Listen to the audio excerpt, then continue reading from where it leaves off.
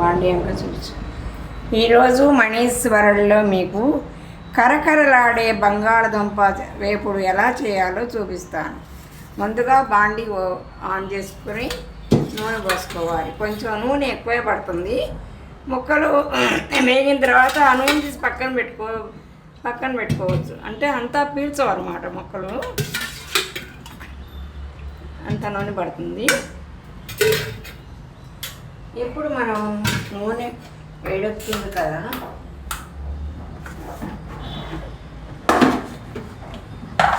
ఇప్పుడు దీంట్లో ఆవాలు,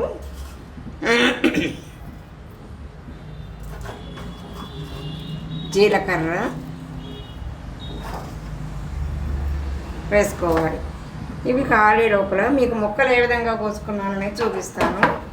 ఇదిగో ముక్కలు ఇట్లా కోసుకున్నాను. నేను కోసుకుని తడారిపోతుందని క్లాత్ మీద పోసుకున్నాను అనమాట. ఈ సైజు ముక్కలు కోసుకుంటే చాలు, ఈ సైజు ముక్కలు కోసుకుంటే చాలు. అది ఇప్పుడు మనం ఆ జీలకర్ర అది తిరగమాత కాలినాగా ఈ ముక్కలు దాంట్లో వేయాలి. ఇప్పుడు ఆవాలు చిట్టుపట్టుమంటున్నాయి కదా, ఈ దశలో మనం ముక్కలన్నీ వేసేసుకోవాలన్నమాట.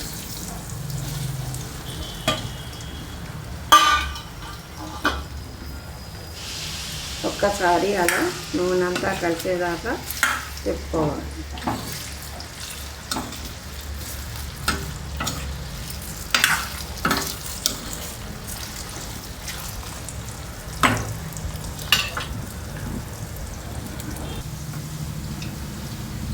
ముక్కలు ఈ రంగులోకి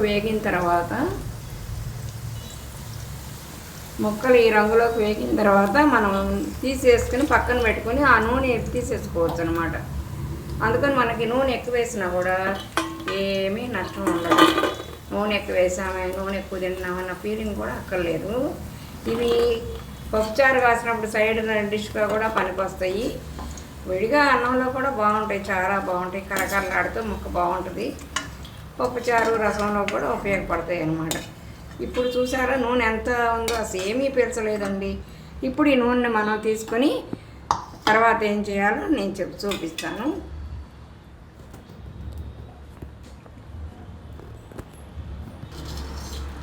ఇప్పుడు పోపు గింజలన్నీ అందులోనే ఉన్నాయి, పోపు గింజలన్నీ అలాగే ఉన్నాయి. ఇప్పుడు ఈ ముక్కలు ఇందులో వేసేస్తున్నాను. వేసేసి ఇప్పుడు మనం ఉప్పు కారం వేసుకోవాలి.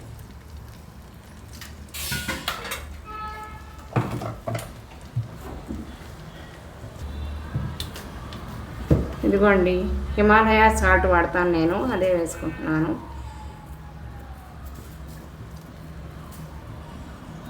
మనం తిన్నంత మన టేస్ట్ తగినట్టు వేసుకోవాలి. తర్వాత కారం వేసుకోవాలి.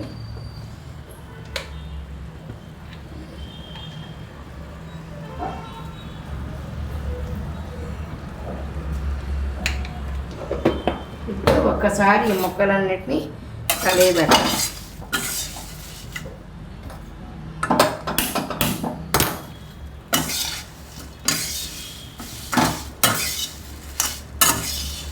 చాలా ఎంత కరకరలాడుతున్నాయి, ఎట్లా సౌండ్ కూడా చూడండి, కరకరలాడుతూ మోగుతున్నాయి.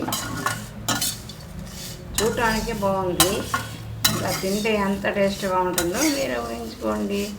మనీష్ వరల్డ్ ద్వారా బంగాళదుంప కరకరలాడే కూర ఈరోజు మీకు చూపించాను. మీకు నచ్చితే షేర్ చేయండి, లైక్ చేయండి, కామెంట్ పెట్టండి, సబ్స్క్రైబ్ చేయండి. ఈ డిష్ను ఇప్పుడు మనం గిన్నెలోకి తీసుకున్నాము. మనం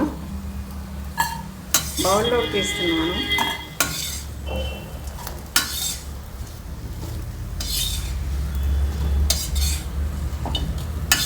అంతేనండి. మనం కొత్తిమీర ఉంటే బాగా చల్లుకుంటాం అనుకోండి, అదొక రకం టేస్ట్ వస్తుంది. ప్రస్తుతం ఇప్పుడు నా దగ్గర లేదు కనుక నేను జల్లుకుంటూ, కొత్తిమీర అందుబాటులో ఉంటే కొత్తిమీర చల్లుకుంటే మనకి ఈ కూర చాలా టేస్ట్గా ఉంటుందండి. ఒకసారి ట్రై చేయండి, సబ్స్క్రైబ్ చేయడం మాత్రం మర్చిపోవద్దు. Bye friends.